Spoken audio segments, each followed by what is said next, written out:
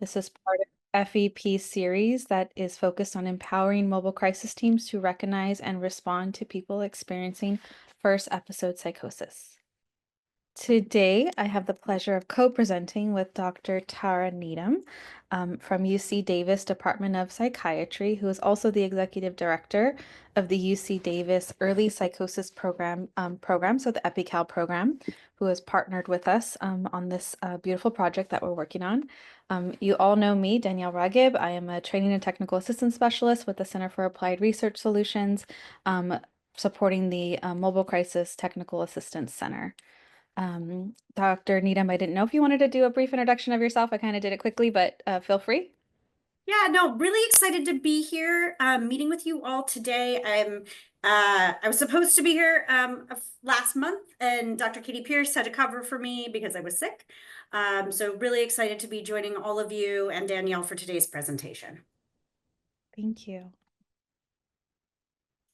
Just a couple items that we go through before we get started.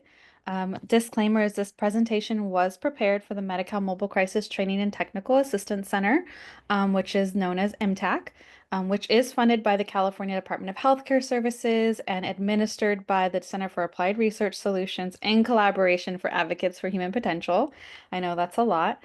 The views and opinions expressed in this program are those of the speakers and do not necessarily reflect the views or positions of DHCS, CARS, AHP, or the M-TAC project.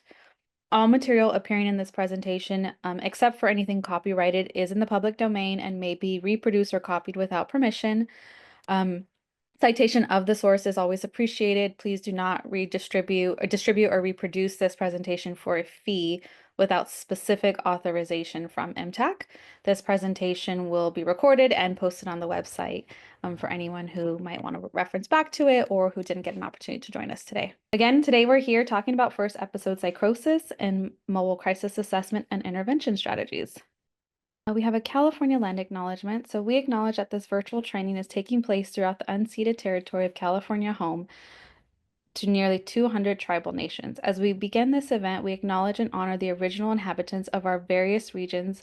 A land acknowledgement is a critical step towards working with Native communities to secure meaningful partnership and inclusion in the stewardship and protection of their cultural resources and homelands. Let's take a moment to honor these ancestral grounds that we collectively gathered upon and support the resilience and strength that all Indigenous people have shown worldwide. All right, so the importance of today's training is as mobile crisis teams, oftentimes we don't get enough exposure or experience when working with someone who is experiencing psychosis. So we are trying to bridge that gap as much as possible today.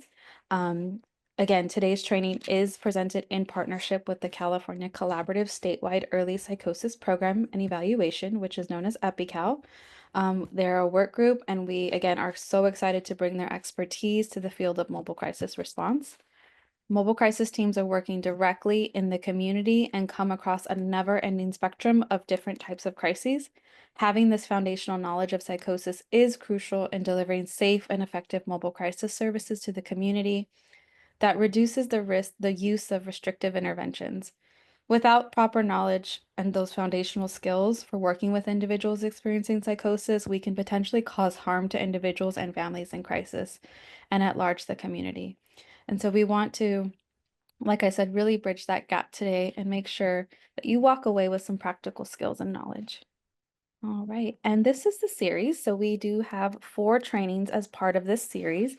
Today is training number 2.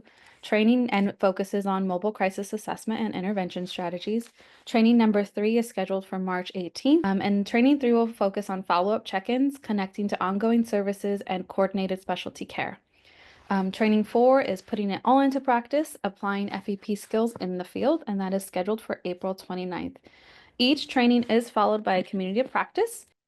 These are our learning objectives for today. So we want to understand the importance of building rapport through a trauma-informed lens for individuals experiencing first episode psychosis.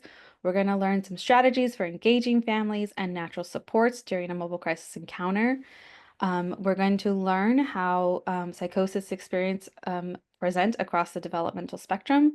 We are going to review person-centered strategies. All of these things we know. We're just looking at it from a lens of first episode psychosis, and it might not seem any different. So we're going to affirm that what you know will work. We're going to discuss a little bit of crisis assessment strategies and talk about risk and safety, as well as distinguish some factors for other psychotic symptoms, and explore some appropriate intervention techniques that mobile crisis teams can implement. These are just reminders, right? We all know these things as mobile crisis teams. Some of the primary goals for mobile crisis response are to provide relief and de-escalation in an effort to stabilize and keep individuals in the community, meeting individuals where they're at, listening, building trust and rapport, and engaging everyone in need, ensuring safety for all, and making sure that we're approaching with empathy and compassion. So we're approaching from a place of I want to understand what's happening, instilling hope, and linking individuals and families to the most appropriate support resources. All right, and I'm going to hand it off to Tara. Thanks so much, Danielle. So some of the pieces, some of the slides you're going to see today are the slides you've seen before. And there's a reason for that. So that we're kind of reminding you of important pieces. And I want to say some of this is specific to psychosis, but all of it from a lived experience perspective, is kind of generalizable to individuals with mental health or substance use. Keeping in mind that our goal in this space is to really just help people get back to living their lives, what matters to them. They're coming to us in a moment of crisis, and we're trying to help them get back on track. So really keeping in mind that this is not just about controlling a symptom or an experience, right? That people's lives are bigger than those experiences. And that, oftentimes we have a frame of let's control your symptoms, medications are the answer. And that's not always the case for people. So really trying to think beyond those two pieces. Focusing on wellness. I think wellness is a term that jives with many people. And so as opposed to symptoms or disorders or diagnoses. So focusing on wellness, and then really remembering that families, caregivers, support persons, partners are part of the picture. Oftentimes they can sort of, particularly for adults who are in crisis or seeking services, they can be sort of cut out of care because of HIPAA concerns. And, they're the people that are still there when we leave as providers. So making sure we continue to provide support and see them as part of the picture. And we'll talk about that today. So again, just a reminder, psychosis is viewed differently across cultures. And that psychosis is actually, a multifactorial experience, and everyone's reactions to it or experience of it can be very different. It's quite heterogeneous. So we're going to start off with a situation. We're going to sort of start to ground our knowledge in case examples, to give you all a sense of what this is like when you go out into the world and are experiencing folks, which I'm sure you already have. So here's our situation. It's 10 p.m. on Saturday night, and you're called to an apartment. The caller is the father. He's English speaking on the phone, and he's very upset about his adult son's behavior. And he says to the mobile crisis person who accepts the phone call, he keeps screaming at me that I'm not listening to him and that I am poisoning him. I think he's using drugs, but he won't admit it. This has been going on for weeks and I just can't take it anymore. I think I'm going to kick him out. And so this dad is calling you in crisis. So your team arrives to find the son, who's 25 years old, and he identifies as half white, half Mexican. And he's sitting on the ground floor stairs with his head in his hands. The father, who later it tells you he's 57 years old and identifies as white, is on the second floor walkway of the apartment complex looking down at his son. They both identify English as their preferred language. Okay, so this is what you sort of walk up to. You got some basic demographics. In the chat, what are your initial thoughts and questions? What's sort of going through your head? We're starting our assessment from the beginning. What are you thinking?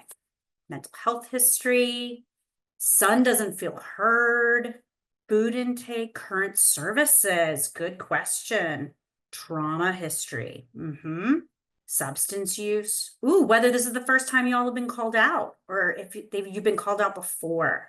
Very interesting. Does the son know?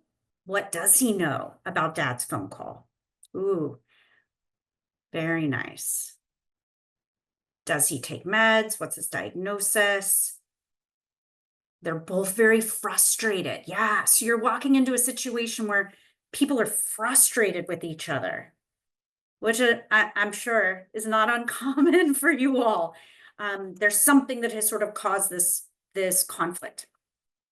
Really nice job. All of you picked out lots of really important items that you are already thinking about as you are walking up, to the scene. Okay, so we're going to come back to some of those. Again, as Danielle said at the beginning, we're going to be reinforcing a lot of things you already know, right? And again, part of this is because we want you to approach this person, this young man, this dad, like you would every other person, right, that you come in contact with. Just because psychosis could be part of the picture, you're still approaching the same ideas here. So just reminding you all, you're going to want to be in a safe and private space. So probably engaging, hollering up to dad on the second floor steps, that'd be the best approach, right? So we're going to want private and safe spaces. We're going to want to remember that someone might not be ready. As someone rightfully pointed out in the chat, we don't even know if the young man understands why you're there, right? And so he might not be ready to talk to you about what's going on. Really important to hold compassion as you're asking questions, wanting to come from a space of curiosity. Yes, exactly, in the chat. The poisoning. Someone is poisoning at me and they're saying that I'm not listening. It's really that idea that I'm poisoning that feels a little psychotic, right? Lots of people scream for lots of reasons. And so here we've got a little tickle that there could be some psychosis. So we're going to approach with compassion and curiosity. We really want to listen to and validate their feelings. Many of you sort of pointed out there's conflict here. Yes, dad might be feeling helpless. Son might be feeling helpless. Son might be feeling misunderstood. Dad might be feeling misunderstood, right? So we're going to walk in with compassion, really focusing on the individual's goals. So what are dad and this young man seeking in this moment? What is going to help them feel safe? And what are their preferences around those choices? And then really for you all thinking about how can you help them reach those goals through their preferences without taking away the son's rights?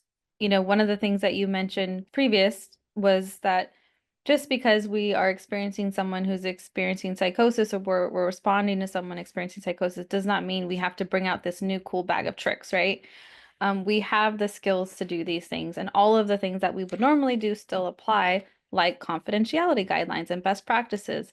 So we would just want to remind, these are all things you all know and you're doing every day. And so, what impact does psychosis have on guidelines and best practices, if there are any? And so in all cases, safety is the key to confidentiality, right? What makes this work is confidentiality, is someone feeling safe to be able to say what they want to say and express what they want to express, knowing that it will be confidential for the most part. The presence or absence of psychosis has no impact on these safety guidelines or best practices. So unless you believe there's immediate risk, right? We know that that's for anyone, then we might have to break confidentiality and we must follow those same guidelines in terms of limits and things like that. And so everybody has the right for the information to be private.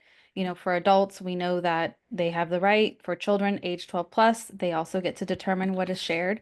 Everyone has the right to be explained, and it should be reiterated to family members that they have the right to confidentiality, and this is a safety net. And we want to inform families and individuals that we're working with everyone and we want to hear from everyone, but disclosure does require consent to share. And we can recognize that for everyone involved, this can be really frustrating, especially for the primary support caregivers or parents. I'm sure for dad, that would be very frustrating in this case, right? So we want to show some empathy, we want to show compassion, and we want to just provide the most simple explanation we can in regards to HIPAA. We can share community resources and general education information and things like that, but some things are confidential and private, and we all know what those things are, and we want to make sure we maintain and respect that. And again, confidentiality is part of that key to effective engagement. And effective engagement with someone experiencing psychosis is the same. It doesn't change. Again, we don't have to pull out this new bag of tricks. We want to build rapport because building rapport with someone experiencing a crisis or psychosis requires that we work with them from where they're at. We want to meet them where they're at. If someone is actively delusional, don't refute them. Don't argue with them. Don't try to bring them back to reality. That's not your job, and that's not going to be effective and helpful. It's also not going to promote safety and that they're in a place where they can be understood. We want to ask real questions with real curiosity to explain what they're experiencing and work to establish a level of connection based on their cues and what we're observing. Engaging with someone experiencing psychosis can be scary for mobile crisis teams at first, especially if you've never experienced this before. But remember, they are attuned to your tone and body language just as anyone else. And so we want to stay in the moment. We want to be mindful of our body language and our tone and how we're presenting, just like we would with anyone in crisis, right? And so that is key and very important. Again, meeting them where they're at. If someone believes that someone is out to get them, we can ask them about that feeling. Just like in this case, right? The son feels that he's being poisoned, and feels that is a very true and real threat, and we want to validate that those feelings are real for him. It's important to not tell members that it's just not true, that this is your imagination, no one's poisoning you, because it's real for them. And if we refute them, we're not understanding them. Your focus should always be on safety, as in any crisis situation. So, for example, if a member thinks that the TV can hear their thoughts, then we want to talk about ways to be safe about that. Can we unplug the TV so that then that would make them hopefully feel safer? So we want to be able to understand, hear them, validate, and provide helpful, effective strategies that make them feel safe. Back to you, Tara. Thank you, Danielle. So as we move in to our assessment phase, so now we are in the assessment phase with this young person and his dad. And so what are we going to do to try to understand how to help these two humans move forward towards their goals? So stay focused. You are gathering data. You are not trying to change anything. I think for me, this is something that I feel like as practitioners, we often forget that our goal first is to understand before we try to do anything. Because if we don't really understand, the things we try to do will be wrong. And that impacts the rapport and the outcome of the interactions. And this is across kind of spectrum, right, of clinical service. This is not unique to mobile crisis teams. I have to remind my practitioners all the time that first seek to understand. So we're going to use a lot of active listening. And I think in particular, if you are walking in and the things that a person is talking about are not making sense, either because they're having a hard time. Remember back to our discussion of psychosis last time and the kind of clusters of experiences that individuals can have, right? It could be the experiences seem really unusual to you, or it could be that the way they're communicating, you're having a hard time following. And then in a crisis situation, people are really amped up. And so they could be talking really quickly and jumping all over from topic to topic. And you're just like, whoa, it can be a lot to take in. And so what we're trying to do in that moment, right, is to just understand as best we can what's happening so that you can be helpful. So active listening skills, really trying to understand from the other person's perspective. The way I like to talk about this is like, am I going to be able to leave this situation and tell this person's story the way they told it to me, which means using their language, their concepts, their emotion words, not mine, right? So I'm not interpreting, I'm not changing, I'm not trying to figure out, nope, I'm just trying to take information in. So I'm going to ask clarifying questions. I'm going to restate things and ask for confirmation. I'm going to keep it short and clear. So help me understand how this started. One of you in the chat earlier said, what were the triggers, right? Help me understand how this started. Help me understand when this got worse. You know, really just trying to put that story together as clearly as you can. And in the beginning, sometimes what happens is, right, you just kind of get, it's like a tsunami of thoughts and feelings that are like coming at you as you tell me what happened today. You know, everything comes at you and you're sitting there trying to take it all in. One piece I really like to do is summarize that. So let me restate what I've heard and make sure I got it right. There's a lot going on. You said X, Y, and Z, and I heard feelings of A, B, and C. Did I get that right? And just be ready for them to say no and go back again, right?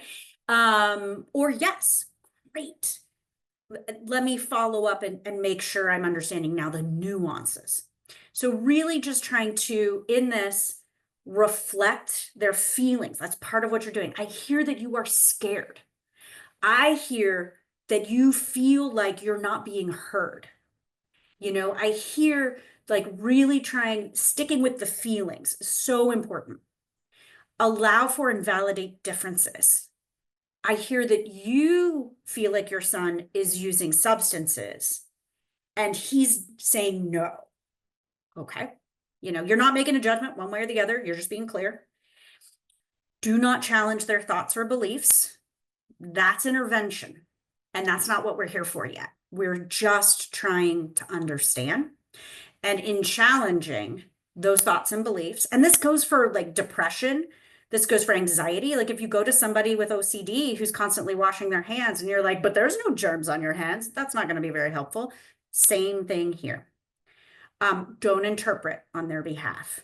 I'm wondering if the reason you're having this conflict is because of dad's strong feelings about substances. No, that's not the time or the space for that.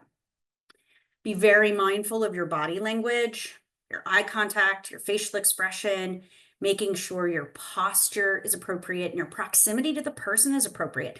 Sometimes if we're having we in the conversation are feeling a particular way, scared, confused, nervous, those feelings creep out on our face and our body. And so one of the most important things that you can do is, as the tsunami is hitting you, to try to be mindful of how you're standing, how you're responding. You know, people will pick up on that and respond in turn. So just keep in mind that as you're taking in information, you want to make sure you're maintaining a very open and calm stance. How would you start? Probably the exact same way you would start with anybody else, right? Tell me what's going on here. Dad, tell me what's been happening. Son, tell me what your perspective is.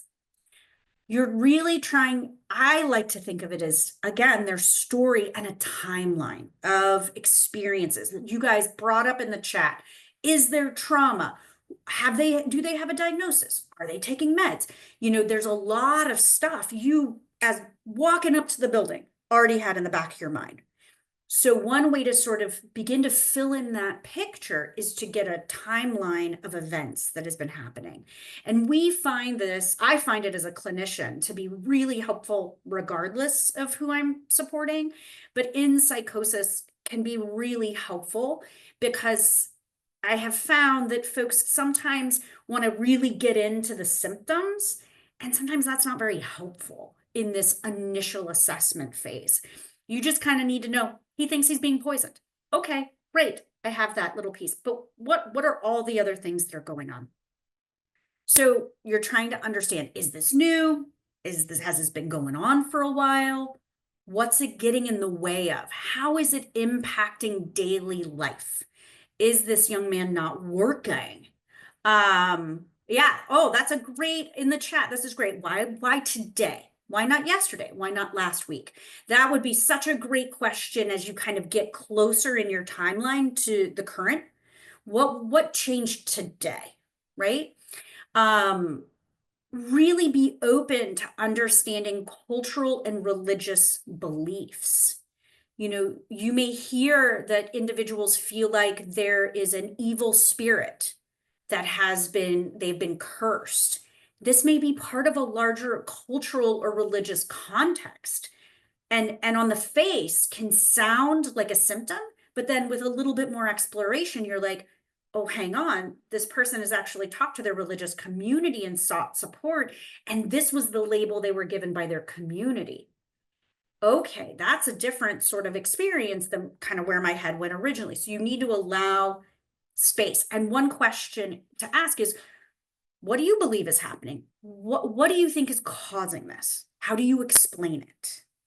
And see what comes up to those questions.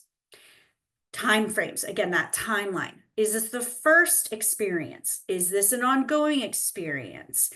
When did it get worse? Have you gotten treatment for it? What have you done? What sort of things have you tried that have been helpful or not helpful? And sometimes medications come up, therapy comes up, you know, all different sort of cultural healing practices may come up. What are the things that they've tried to address it? Safety. Well, the question I like to ask here is, are you ever worried about your safety? What makes you feel unsafe? What worries you? And those are intended to be sort of broad and general. In response to this, you know, I've gotten responses like, yes, my dad is poisoning me. Or I've gotten domestic violence, child abuse, all sorts of bullying at school, all sorts of things. And that's sort of the reason. You know, sometimes I get more specific. Do you ever think anybody is going to hurt you? Are you ever thinking about hurting someone else? You know, that's where you start to go more in that danger to self, danger to others. And then ask that person and the others, do you have any other concerns, right? About your health, your well-being? Are they able to eat, sleep, take care of themselves, shower, get dressed? What other things are going on in the broader context around them? So this is just the beginning to the conversation. Okay, so here again, what's working, what's not working? What are they considering now? So now we're starting, once we have a sense of what's going on, we have a sense of that timeline, what's been working, what's not working, then what have they tried, right? Because the last thing you want to do is then come back to them with a whole bunch of suggestions of things they've already tried that didn't work. And I think, you know, as a provider, that can be really challenging, right? Because we want to help. We want to provide things that are helpful. And oftentimes folks feel like they have tried many, many things and they haven't been helpful. So that's a part of the negotiation here too. So, you know, you want to understand the landscape of things that have been tried. Sometimes it's also good to know how long they were tried. Like I went to one therapy session and it didn't work. Okay, that's good to know. When was that? What was it for? Okay. I tried meds for 5 years and they didn't work. Okay, that's good to know. You know, you can think about these different pieces. You're also asking about any cultural or spiritual practices that they have tried or something that could be helpful. Maybe they've thought about trying something but haven't. So that's another good space to ask about. And really trying also to understand the stability of the situation. Is anyone considering anything new or drastic that could really impact the person? So in our case, we've got dad who's saying, I'm at my wit's end. I'm going to kick him out. And so that's also a red flag for us that we need to come up with a support for that, because if this young man ends up getting kicked out, is there some place where he's going to go? Is he going to end up homeless, sleeping in his car? We want to consider those things too, because those are sort of like the safety release valve that someone's considering, right? Which also could include danger to self or danger to others. These sort of more drastic choices that people could make to get relief from the distress that they're in. And then at the end of this, how can I be helpful right now? What are the things that could be helpful? And sometimes people will say, I don't know. And sometimes they might have some ideas. And so, for example, this dad might say, I just need my son out of the house. Okay. So you're looking for some potential alternatives to housing. Okay. That's something we can talk about. I need you to take my son now. Okay. These different things give you a sense of what they are seeking, what their goals are, and what they're asking you to do in the moment. You might not actually offer those as options, but those you're getting a sense of what it is they're really looking for. And then the next thing you're going to try to be formulating, of course, is what are 2 to 3 things that could actually be helpful or what others have found to be helpful. So being ready to kind of provide that feedback at the end of the conversation, which we will get to. A reminder to please, I feel like Danielle and I are stressing this consistently. And there's a reason why. I think in psychosis, we see our stigma. We see underlying fears and biases creep in so quickly into language. And so just being very mindful of the language that we're using. And so here on the left, we have an example. Insight is a word that lots of clinicians like to use. So here's an example. It's normal to lack insight during an episode. Your son will be fine. And the son is saying, no one will listen to me. And so one of the things we really like to remind people is that insight means your sense of what's going on does not agree with my sense of what's going on. And as the licensed practitioner, mental health person, whatever gives me power or privilege, my view of things is right, and your view of things is somehow clouded by your illness. And so we often see this conflict that creates within the family system, within the therapeutic relationship, so really just sort of being mindful about the different pieces of language that we presented last time. Very easy for those terms to come into our language in these spaces as well. So again, can you help me understand what you're experiencing? And here, that sort of question allows the young person to say, these are my concerns and my feelings, which allows them to feel heard and gives you more ability to help them feel supported, help them feel safe, managing safety and risk. So we brought this up last time, bringing this up again. When you walk into a space and you have like the call information or whatever it may be, right, coming in, and there's a tickle of psychosis in that call, and you're sort of wondering if this person could be psychosis could be part of the picture. To remember, your first concern should be their safety, not your safety. I mean, not that I don't want all of you worried about your safety in these challenging situations in our communities that we are so grateful to you for helping us manage. As a provider, I really want to express my gratitude for you all. But in these situations, the risk is really to the young person who's having the mental health challenges. So don't allow your perception of potential fear and risk in this situation cloud your knowledge that really you're going to be going to a space of, is this person safe in this situation?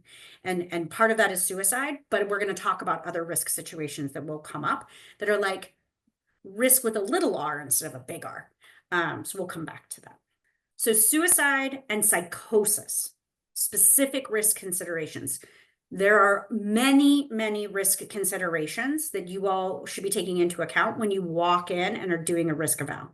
So just here in the context of psychosis, there are a couple of things to keep in mind. So when someone is distressed by their symptoms, I'm hearing voices and they sound horrible and they are telling me I'm terrible, I'm the most worthless human and I should die. when people are distressed by their psychosis. That is a high risk flag for suicide. If the experiences are directing them towards self-harm, such as command hallucinations to die by suicide, or ideas, beliefs that are sort of driving them to think that suicide is appropriate. For example, the world is coming to an end, and if I die, everyone will be saved. So that is a belief that, like, if I end my life, I will save others. So these are kind of two examples of how this tends to come up. That is considered active suicidal ideation. I know you guys use a screener that's based on the Columbia Suicide Severity Scale. And so on that scale, these things would be considered active ideation, where you start to then ask questions about their intent, their preparation to respond to the voices, to respond to these thoughts. And if they are meeting those criteria, that is telling you that their risk is higher and higher, right? So don't discount them because they are psychotic symptoms. No, no, no. They confer very high risk. Additionally, when these symptoms are new to someone and folks are aware, so they have this sense of, I now have these new experiences. I hear voices. I have these beliefs. They are scary. I don't like them. And this is a very bad thing. So that sort of internalized stigma around the experience is also a very high risk factor for suicide. Though more women than men often have suicidal ideation and may have suicidal behavior, more men than women die, as you all probably know, because they tend to use lethal means. However, in psychosis, women are at higher risk than the general population of women. So suicide risk, again, in this population, as it's higher in all mental health populations, but in psychosis, it is sort of under-recognized and therefore higher risk. If someone has come out of the hospital, suicide risk increases in that first 3 to 6 months after hospitalization, particularly if the symptoms are new and this was their first hospitalization. So again, it's the person's trying to make sense of these new experiences and what it means for them and their world and their life, and it's a high risk period. Yeah, thank you, Dr. Needham. I think that those were very important reminders, and especially the piece about ideation and what that could potentially look like for someone experiencing psychosis. So a little more in depth on the safety and risk piece in terms of the crisis assessment tool. So you all use a crisis assessment tool, whether it be the DHCS crisis assessment tool, or if your county chose to create their own tool that was approved by the state, then there is a safety and risk evaluation embedded in your crisis assessment tool. For some of you, it's the CRSSRS, the Columbia Scale Screener. And so that can be helpful in assessing for the risk of suicide. We cannot predict, right? We can never predict if someone is going to die by suicide or take that action, but we can assess the level of risk that's there. So we want to make sure that we are using our tools that have been developed to support this process and when you're out in the field, because like Dr. Needham said, psychosis doesn't necessarily mean that a person can't stay safe in their own environment. The assessment should still focus on whether they are at risk for harming themselves and other, and the assessment tool does specifically ask about psychosis in the crisis assessment. It's embedded in there, but being as detailed as you can when asking your questions and exploring specific symptoms will be helpful in determining your risk. Like Dr. Needham said, symptoms of psychosis need to be considered in the context of the situation in which you're responding to. So if someone is delusional, the question is whether the delusions are their own, are themselves a source of the risk. So does this cause a risk? If the delusions include some sort of suicidal component, like Dr. Needham said, I should kill myself because God is saying I should do this, then that is the risk of suicide that we're looking at. And now we're looking at the intention and the plan. And doesn't mean that all delusions have, this, like what Dr. Nina said, this big R, capital R, that could be a small lowercase r, but we want to assess for that and we want to make sure we're asking questions about those things. This is why it's important to understand the symptomology around psychosis and how it can manifest for everyone and how each individual might be interpreting those delusions or symptoms. Any mental health risk symptoms increase the risk for suicide. We know this. People can often get into a bubble of thinking that the risk is only about psychosis and ignore all the other risk factors that could be contributing to someone's suicidal ideation or behaviors. And so we need to take in all risk factors into account. We can't just look at this person is experiencing psychosis and that's the biggest risk here, because it might not be. So when we're looking at suicide and assessing for risk. So this is the risk with little r. Okay. So I do think it's important because this has come up, especially when someone is saying, I don't feel safe. I don't feel safe in my house, and this is why. And so I just want to remind everybody that it can be very easy to say this person has psychosis and this lack of safety is paranoia, when actually there are things like abuse that could be happening, right? Like this father could regularly be threatening, physically threatening, or financially threatening his son, causing them to feel unsafe, or threatening housing instability. We have seen folks in our clinic, adults even, where there's power and abuse that are happening. And so just to always be mindful to don't just assume it's psychosis. Like listen for the truth and assume it's truth until you have something to say otherwise, because there could be. So the poisoning example I'll give you here, we have had parents put people's meds in their food without them knowing. Mm-hmm. And so if this young man, if this is what this dad is doing, and this is what this young man is concerned about, well, dad is medicating him without permission, and that's not okay. Right. And so it's not that he's psychotic, it's that this is happening. So just really be mindful that oftentimes our folks, it's like once they have a label of psychosis, that is what everyone sees. And everything is interpreted through that, as opposed to seeing them as humans and seeing with that lens first. So please keep in mind, there's a lot of risk factors that can happen here, and often it's to the person themselves. Thanks, Danielle. Yeah, thank you. Next, we talked about the risk to self, and we also want to make sure we're assessing for risk and safety to others, right? So danger to others. And again, the crisis assessment tool, whether you used your own, the county developed and used your own, or you're using the DHCS tool, there is a part of the tool, there is a violence and homicidality risk assessment. These should be completed with everyone, right? Including those experiencing psychosis. We want to make sure we're engaging both the person and others, others on scene. So if family, for example, this scenario that we've been talking about in today's training, son and dad, to try to understand how potentially the psychotic episode or the episodes affect the thinking that elevates the risk, right? And I see Erin put in the chat, a perfect example is if a member is only is experiencing some sort of delusion or belief that they can fly, they might also feel like, I need to show you, I'm going to show you this, and I'm going to prove it to everyone and go to a skyscraper and show you that. And that is, that may not be a suicidal ideation you might not look at that as a suicidal ideation, but it is a suicidal behavior. They might do something that is going to take their life and they're at risk. And so we want to make sure we're asking all the right questions and we're listening to understand so that we can ask the right questions. If a member only experiences suicidal ideation when actively psychotic, there may be different ways to address this and different treatment protocols than if it's just ideation persists outside of the psychotic episodes.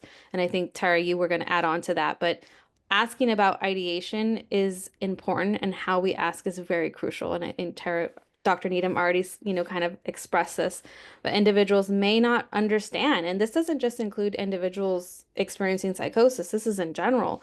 Individuals may not understand. Have you ever thought about suicide or homicide, or had suicidal or homicidal thoughts? So we want to be clear and ask very directly for individuals experiencing crisis or psychosis that, The thoughts may not be their own. They could be hearing them. It could be an audio hallucination, but it still is considered ideation. So we can ask in more simple and plain ways, right? Has there ever been a time when you have had thoughts to hurt yourself or someone else? That will tell us if there's ideation.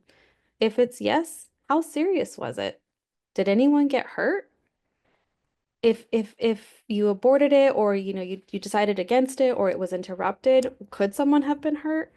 These are different ways to ask because we're assuming that when we ask about suicide or homicide or all of those things, that one, they know what that is, and two, that we're asking only if it's their own. It could be some sort of delusion or audio hallucination that is not their own. And there could be command, just like Dr. Needham said. And so we want to ask these questions. We want to be specific, especially with individuals experiencing psychosis. There are other factors to consider and questions to explore for ideation, plan, and intent, other than the basic, have you had suicidal or homicidal thoughts? And so we want to encourage you, again, language is key, and asking in ways that are very clear and direct. One of the other pieces is because they might not be trying to hurt themselves. So in the example that you gave of I can fly, I'm gonna go jump off a building because I can, right? They're not trying to die, they're trying to fly. But Mhm. you're like, you will die. And so in those situations, right, it is also a judgment of what could happen and is death the most likely thing that's going to happen, right? And so that risk to self isn't always with intent to die. So just kind of keeping that in mind. So that's one example. The other example, and this particularly happens with children, is they might not really understand what needs to happen to die. But I think this is where it's really important that if their intention is to die, even if they say, I'm going to smother myself with a pillow, I'm going to take 5 Advil. They don't know that those things won't kill them, right? But they're doing it with intention to die. That both of those things should be seen as intention and ideation and Mhm. not discounted because it won't kill them. This is a mistake I see a lot of clinicians make with children. Um, and so just to keep that in mind as well, it's about that person's intent as well as the lethality of the potential method to keep those two pieces in mind when you're trying to think about risk. Sorry, I can't help myself going down the risk rabbit hole. It's just an area that I care a lot about. No, it's crucial and important, so thank you. Protective factors are the same for people experiencing psychosis and those who are not. Each of these protective factors are dependent upon the individual and how they view their situation. These are provided as an information touch point to reference. And so when we're creating safety plans or we're trying to safety plan with individuals and families, especially those experiencing psychosis, each of these need to be assessed both within the context of their active psychosis and outside of the episode. Do these protective factors support in both scenarios and both situations? Access to lethal means may look different for those experiencing psychosis, so we want to make sure we're fully exploring the specifics of any sort of plan, whether it be a suicidal or homicidal plan. So we want to make sure we explore that in detail and be very specific. And meaningful safety planning is always key when we're working with anyone in crisis. And so, again, this isn't anything new. Nothing, you all know this information and you know how to safety plan. And what we're just saying here is that it's the same for anyone experiencing psychosis or not, but the protective factors would be dependent on how they view their situation, right? Because if they feel that their person, right? For example, this scenario, dad is poisoning me, that might not be a protective factor in that moment. Even though they have family support and he has his dad, but the fact that he views his dad as hurting him and harming him, that is not a protective factor. And so we have to look at it in the context of how they view their situation. Partner to create a safety plan. Um, Again, I don't think we can say this enough, but none of us can predict danger to self or danger to others, whether that's going to happen or not. We can only assess the risk.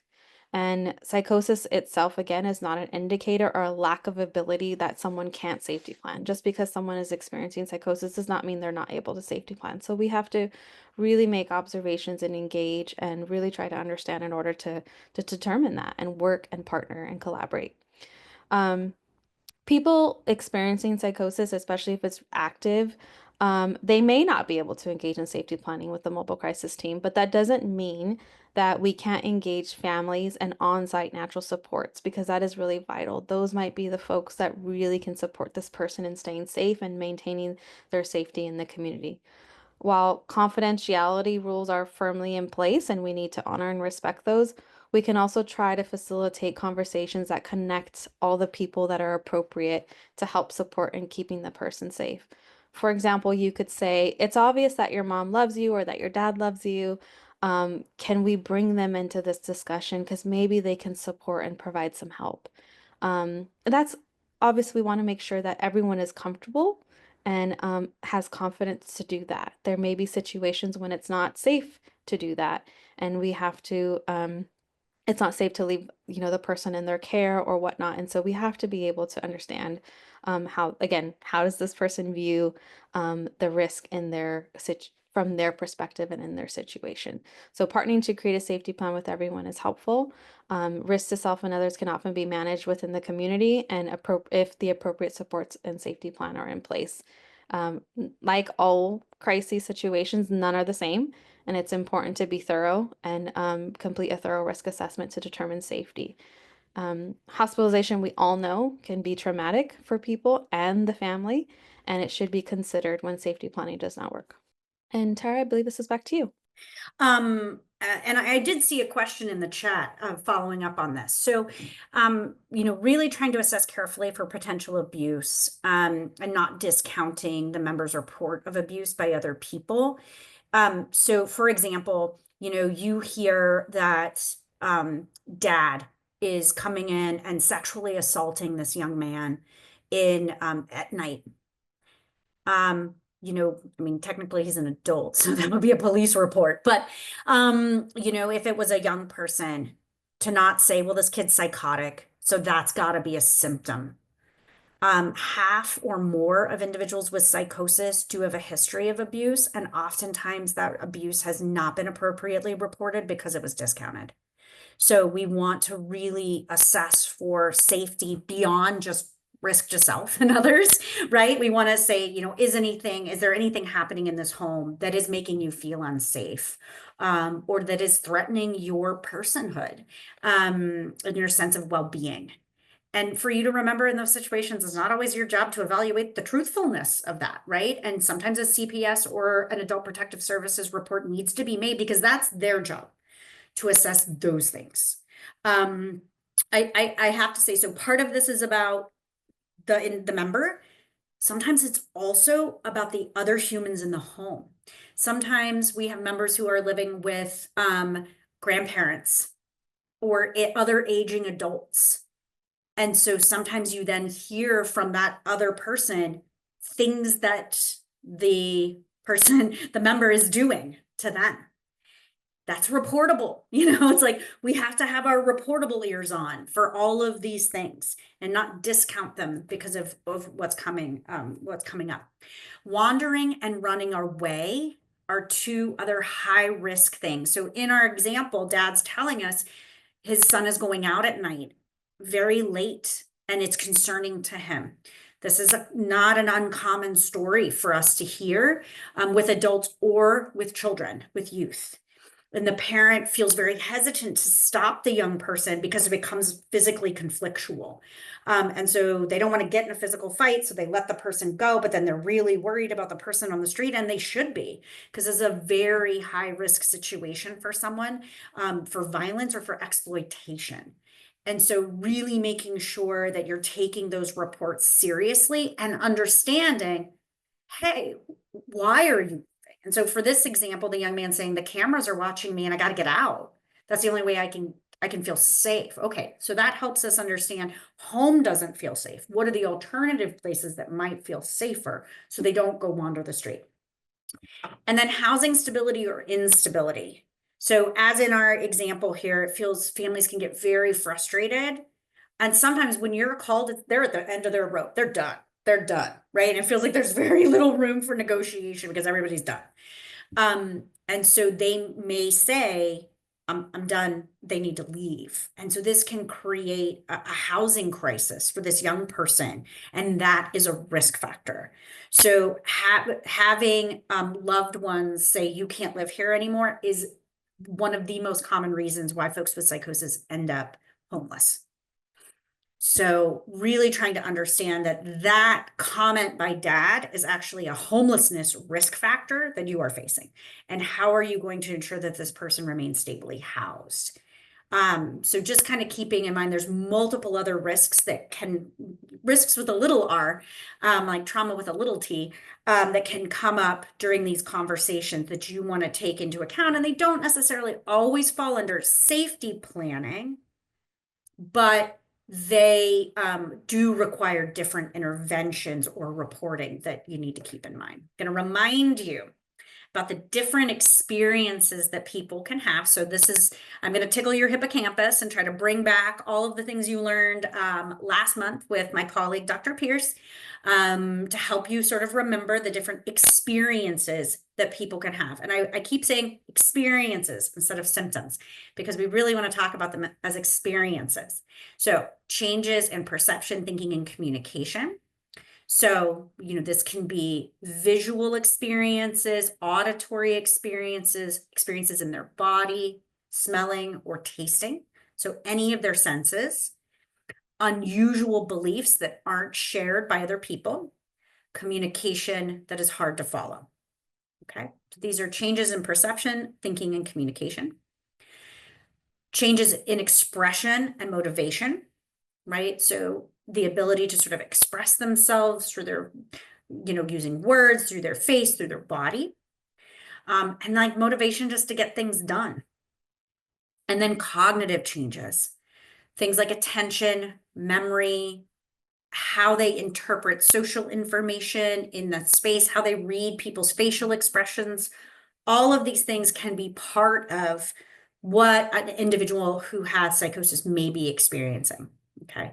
But when we really think of psychosis, we're thinking about that top group. That is the specific symptoms of psychosis or the experiences of psychosis. As Dr. Pierce discussed, can impact many things in their life, right? Across a variety of different areas, and can create challenges that can lead to a crisis call, right? So not taking care of themselves, not eating, not bathing, something that starts to look like grave disability can lead to a crisis call, or refusing to do things around the home, refusing to go to school, different things like that can create conflict, which could lead to a crisis call. So the experiences that a person is having, and again, this isn't unique to psychosis, but you will see in psychosis as well. Bringing this slide back, I'm not going to go through the balloons again, but just reminding everyone of the balloons, right? That these experiences exist on a continuum. We're really looking for the impacts that these experiences are having.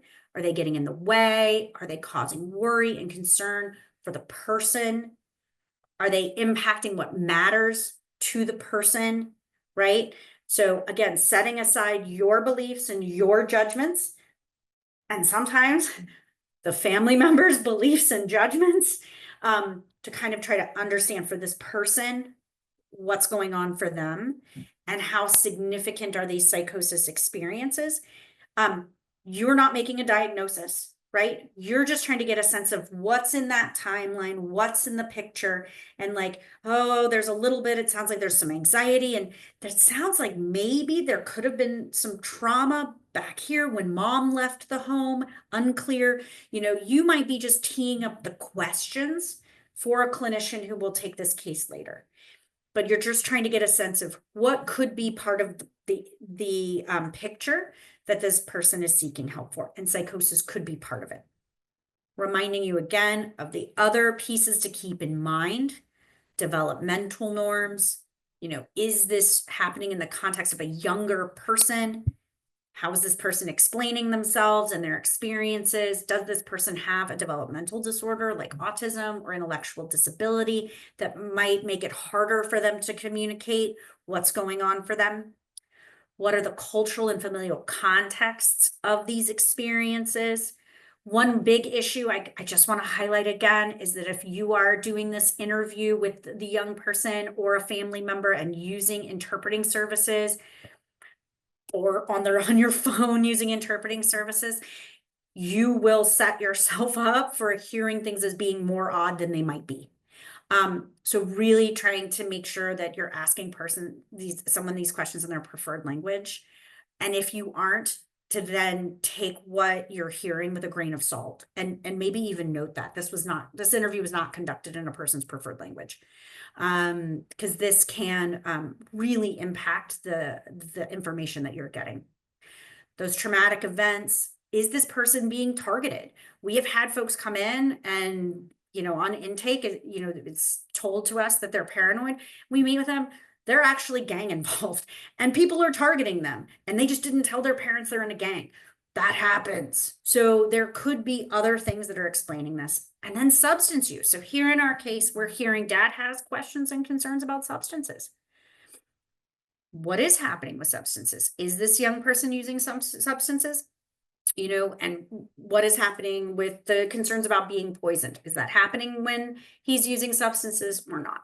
This is another question we want to keep in mind. One thing we really want to make sure we highlight is medical conditions. So really important, and we want to highlight this here because we find that they often come up in crisis. So, and it's very easy, and I've actually had medical professionals tell me stories of situations where it came in as a mental health call, and then they later realized it was a medical call. So that's why we're gonna talk about medical considerations here. So many medical conditions cause mental health symptoms, including psychosis. So with all of the other things we've told you to evaluate here, one of them is also physical health. And so we want to rule out any physical health conditions before we consider psychosis. So really important to be able to get a health history and understand if there's been any health concerns around this period while you're hearing about other concerns that the family or the individual might have. What do all of these things have in common?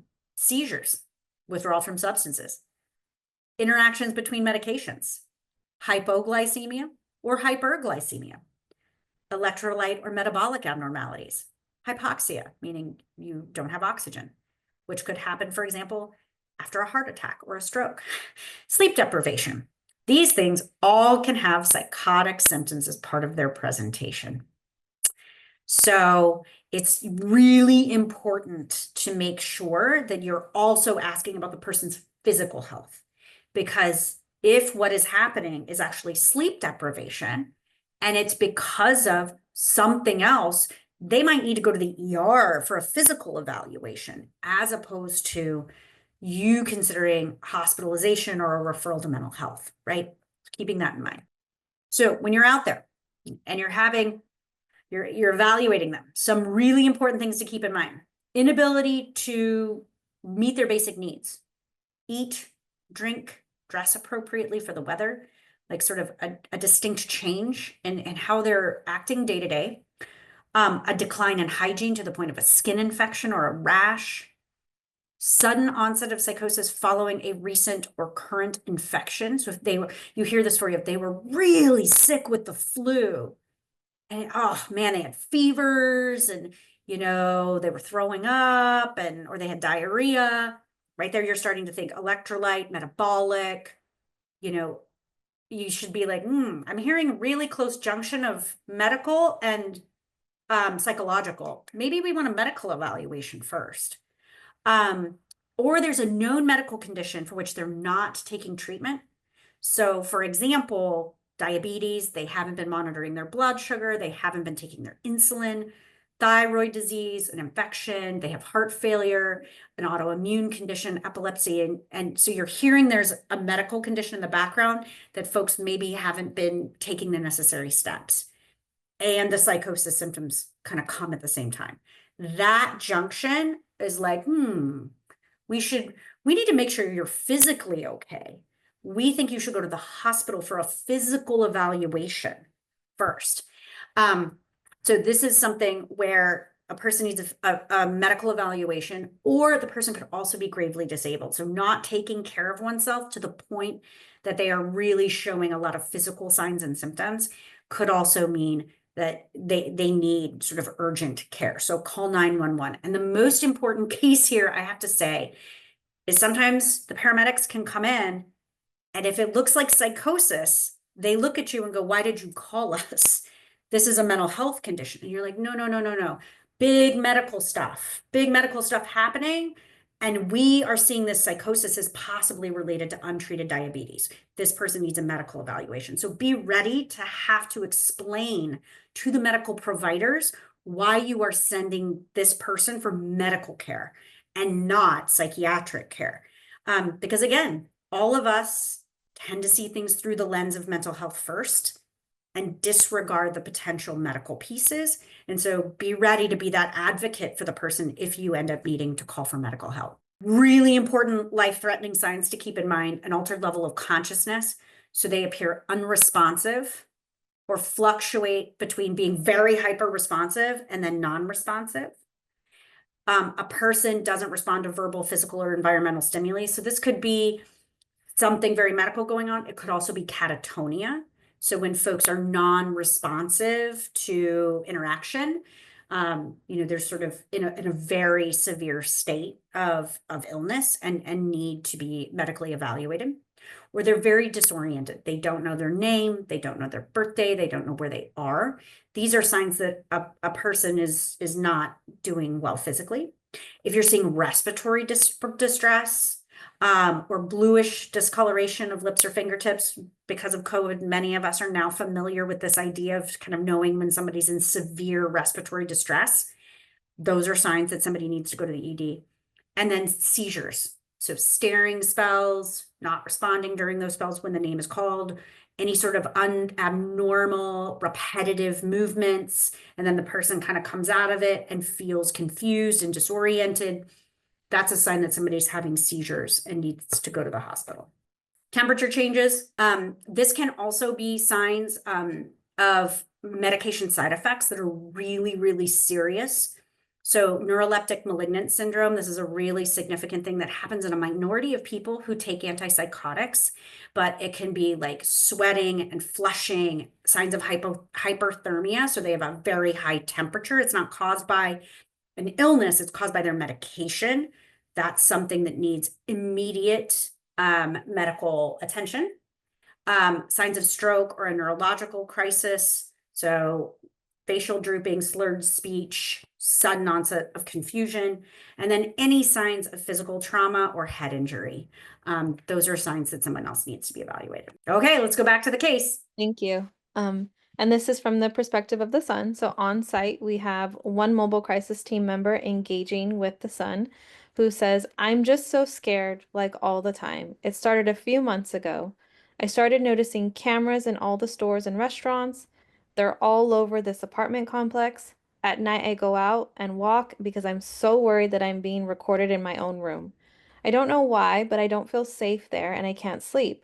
My dad doesn't understand. He gets mad when I ask him about cameras or what's in my food. He gets mad when I leave the apartment at night. He's worried about me but won't listen when I explain it, and then I get so mad. He thinks I'm using drugs, but I'm not. I'm worried he's going to kick me out and I'll have no place to go. All right. Another mobile crisis team member engages with father. He thinks that I put cameras in the apartment to watch him. He thinks I'm putting medications in his food, but I'm not. None of this is true. At night, he leaves the apartment and walks for hours. I assume he's meeting up with friends to get high, but I don't have any evidence. When he gets mad, he screams and throws objects. Last week, he stepped up like he was going to hit me, but he didn't. I was so scared. I can't take this anymore. So in the chat, put in what are the primary factors that we need to be considering right now. Like as you all are sort of starting to formulate where you might want to go, what are the primary things? Son is so scared. Safety. Yes, he doesn't know why he doesn't feel safe. Yes, the dad is scared too. Everybody's scared. Both people are feeling unsafe. Oh, yeah, having trouble sleeping. We've talked about how that could be a risk factor, right? For kind of making things worse. Trouble with sleep. They both don't understand each other. The intrusive thoughts the son is sort of having, and he's saying he can't control them and he doesn't know why. Okay, we're gonna avoid the term insight I see that lack of insight, so lack of understanding on both sides. People are seeing things differently on each side and they're having trouble talking to each other, right? So let's try to avoid that word insight. Both feel they are not being heard and they're accused of not being honest, not understanding, and getting mad at each other, which is making everything worse, right? So these two folks are having a hard time talking. What we know so far, that there's risk. They kind of both are getting mad at each other. The sun goes out, wanders at night, which can be very unsafe. The concerns, he's scared, he's feeling very unsafe. There's some paranoia, right? So he thinks he's being watched by cameras and really fearful about being approached by the police. No drugs. What makes it worse or better? They don't understand each other, they argue, they don't listen to each other. Communication is a struggle here. He really wants his dad to help and listen to him. He even said, I know my dad cares about me and he's worried, but he needs him to be more supportive. And one of the big risk factors here is that he's worried about how police see him and that they might view him as a troublemaker and that might cause him some harm. So he's worried about his own safety in and out of the home.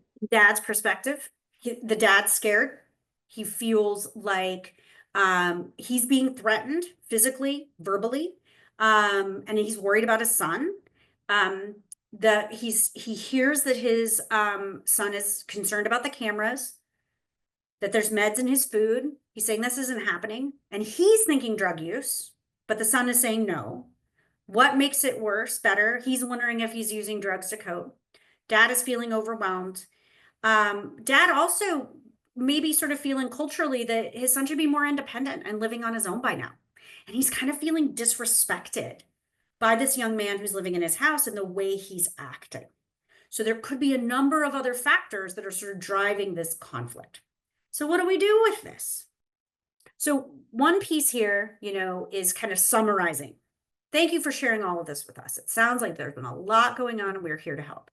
We have a number of things that could be helpful. Let's talk about it. So all of us, both sides, at the top of the case and at the bottom of the case, we all acknowledge everybody's feeling scared, especially when things get heated, right? So both you and dad are feeling scared in the home, especially when you fight. Could we work together on a plan to help you cope when you get angry? That's for both of you, right? So we're going to talk about a safety plan when he's angry towards dad and what dad can do maybe when he's angry. We're going to maybe talk about 988 and other crisis services available in their community. How do we help you, son, feel more safe and supported? So we might think about treatment because there's some miscommunication and son is saying these things are happening to me and dad isn't understanding. So how do we improve that communication? That could be really important. One other piece is a risk factor here is that housing support. What's going to happen? Dad's going to kick him out. So one thing we might want to think about is some housing, crisis residential, crisis respite, other things that might be available in your community. Give that break for this dyad who's really struggling in being together. And then talking with dad. If you feel unsafe, what should you do? Let's use this safety plan. They could call mobile crisis again.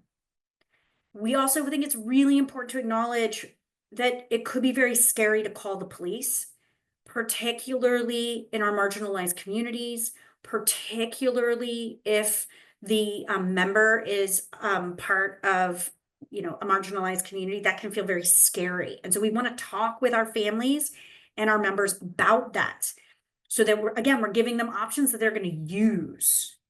But it's also important to know that if there's something that happens, that 911 might be the most appropriate thing to do. Just some key takeaways for effective engagement and assessment. And this is nothing that we haven't said already. So we're kind of just repeating everything just to make sure that we really plant the seed because all of these things are very key and important.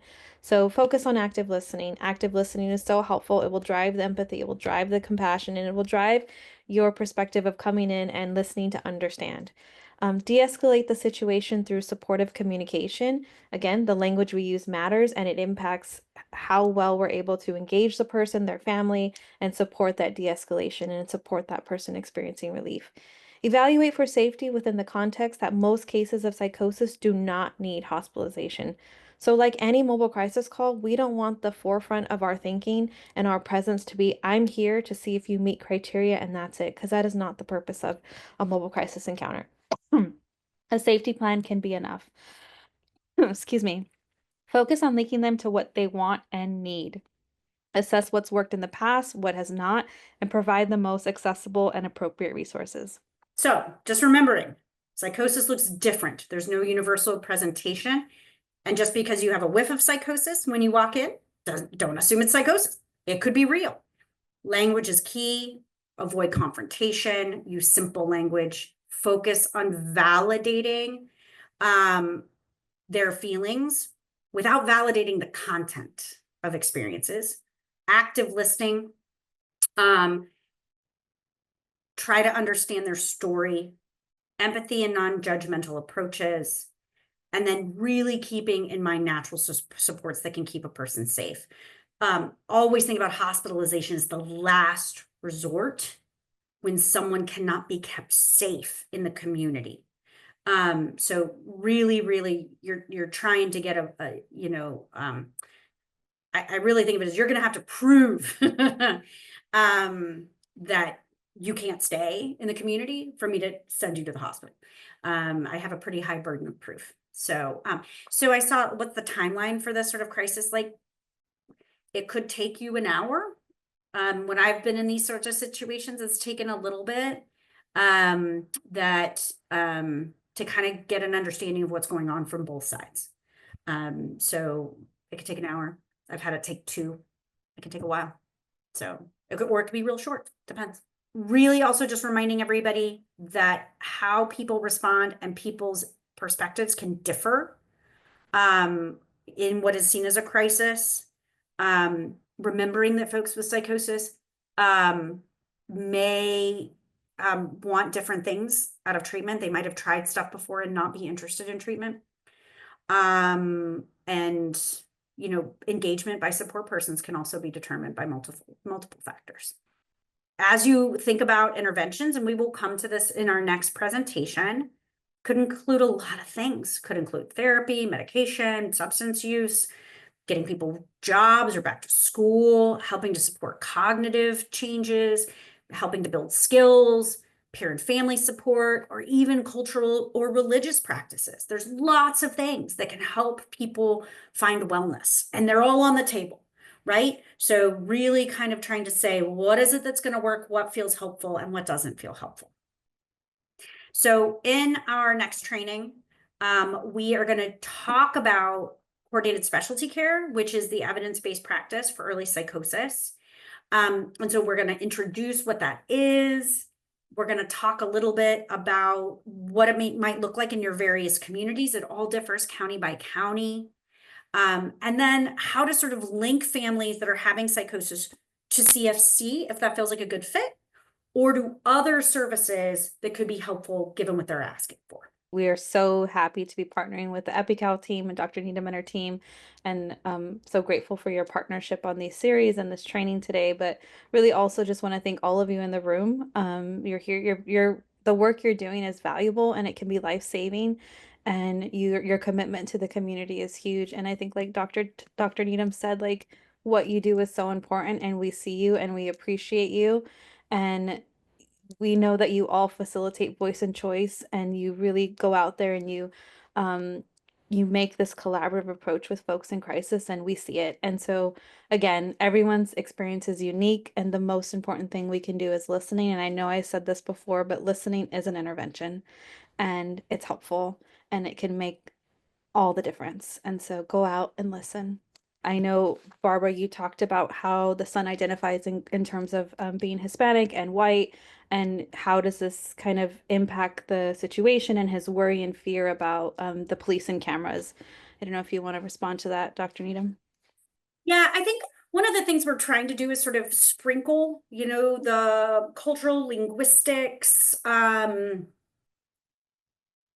all of these parts through the presentations, as opposed to just like sort of having one presentation on it, because it really should be part of your considerations for every family you see. And so I think what I think is important for this young man is if he considers himself to be present as someone who has Black or brown skin, it is really important to acknowledge that he may have concerns about how first responders will approach him when they come to meet him in the community. And so also too, I think for us, when we have youth who identify as being from a marginalized community who are wandering at night, like we get really worried because we're like, if you get picked up by police, like that's probably going to take you to jail. And that's not where we want you accessing mental health services. So just sort of understanding from the individuals and the family's perspective what concerns they have about accessing resources in our community. Right now, we may have families who are very concerned about ICE being called. And so if police looking humans show up at their front door, they're not going to open the door. They don't, I mean, that's just not going to happen, right? So just being aware of how these cultural linguistic factors intersect with mental health concerns is just so, so important to ensuring folks feel heard and then supported to services that they feel comfortable seeking. There's no use in giving them something that they're not going to follow up on. There's one pretty good question in the chat, and I think we will definitely explore this even further in the next training on when do you give family information on first episode psychosis? It's a good question. We will come back to this next time. I think it's really, if the family is saying, we think we're ready for treatment, right? Cool. There's lots of options that we can offer you, right? And so one of those might be connection to a first episode program. And so we'll sort of talk about what that means next time. Because a first episode program, like for example, if the family's like, we just want medication, like just send us to somebody who can give us medication. That's not a first episode program. We do more than that. And so if someone is asking for that, be respectful of what they're asking for. So that's my quick answer. Yeah, thank you. And again, we're going to touch a little more on that in training number 3, where we're going to focus on follow-up and resources, appropriate resources, and coordinated specialty care. We do have one question in the Q&A, Dr. Needham, and the question is, how can we navigate support for those experiencing psychosis, danger to selves or others when hospitals don't find them eligible for holds? So I think that is one of the biggest things sometimes, and I see this a lot, where folks send individuals for hospitalization, and they aren't at imminent risk to self or others, right? They're at risk, but they're not at risk now. And that's really, what hospitals are thinking, like, you need to be in this locked facility to keep you alive. That is what hospitalization is, right? For most humans, it is not a therapeutic space. For most providers, it's not a therapeutic space, right? I'm trying to keep you alive for 3 days. And so if someone comes in, and I have had this happen in my own clinic, like we're interviewing someone, they are not safety planning with us. We're like, this is not good. We have the concerns that we have, and we send them across the street to our own hospital. And we say, hey, this person is very not safe. Then the person sits in the ED, which is what ends up happening, for 6 hours. And in those 6 hours, things change, right? They feel better. Things have sort of calmed down. They're feeling less intense. And so then the social worker or the physician comes in and does an evaluation, and the risk isn't imminent, and they are released. And that's how people think about it, right? It's like, I have to keep you safe today. And so that's why for us, the idea of safety planning and doing everything you can to keep the person safe in the community is really the most important step. And I find 9 times out of 10, I can use safety planning to keep people safe in the community in partnership with their trusted loved ones, the providers. Like maybe their provider needs to see them tomorrow and the next day to help manage the crisis at hand and help calm things down. And I've seen that work brilliantly, and it keeps people out of the hospital. There's lots of things that we can do. And so for me, when one of my folks is discharged from the ED, my response is we see them the next day. And that's what you do. And you manage that crisis. And you try to safety plan again. And sometimes you re-safety plan every 2 days, but it keeps someone safe in the community. And that's the most important thing. Yeah, I agree. Thank you so much. Thank I you. have a quick question. What do you do if a person in the family is a non-minority and doesn't understand why a person, I've had that issue in my own household. Like, Mhm. do, they don't understand why a person is fearful of the police or because they haven't had that experience. Right. Right. Yeah. I thank you. That's a particularly challenging situation, and it in some ways reflects what we have in our case example. So the dad identifies as white and the son does not, right? And so here dad may not understand some of the concerns that this young person may have. And so I think again, it kind of comes down to the hearing, and so the way I would sort of approach that with, like, say, the parent of a young person is, I hear, I'm just gonna say dad, right? Like our case. I hear dad that the police feel like a safe choice for you. But what I'm hearing from your son is that doesn't feel like a safe choice for him. So let's think of some other choices that feel safe for him so that when he's not feeling like, or he's worried about the cameras, we can call those things. We can call those supports, because otherwise it's not going to work for him. And I think we're trying to find things that work. So I wouldn't try to put it as, well, you are this and they are that. Just how are we helping people feel safe? How are we helping people feel calm? Dad, it might work for you to take a walk, but let's hear that that isn't working for your son. So what works for him, and how do we support him and what he likes and what he needs? That's how I would approach it. So I don't know if that's helpful. Again, thank you all for being here. I hope you have a wonderful rest of your day and week. Take Thank care. you. Thanks, everybody.